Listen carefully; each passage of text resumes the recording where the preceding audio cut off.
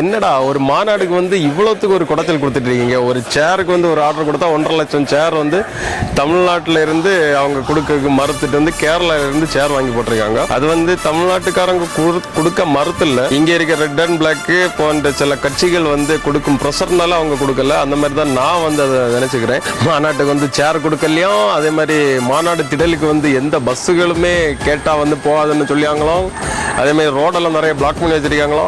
எப்பா என்னடா எவ்வளோதான் குடைச்சல் கொடுத்துட்டு இருப்பீங்க. நீங்க என்னதான் குடைச்சல் கொடுத்தாலும் அடக்குமுறைகள் எத்தனை வந்தாலும் மக்களின் குரலை எவனாலும் தடுக்கவே முடியாது.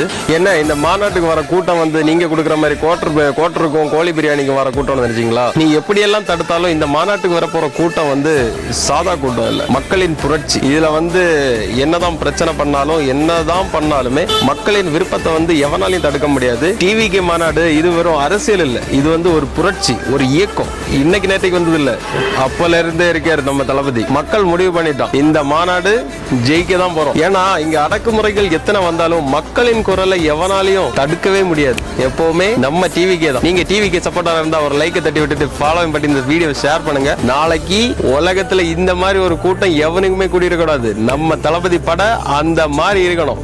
2026 நம்ம அண்ணனை வந்து அந்த சீட்ல உட்கார வைக்கும். அதுக்கு வேண்டி எவ்வளவு போராட முடியுமோ போராடுவோம்.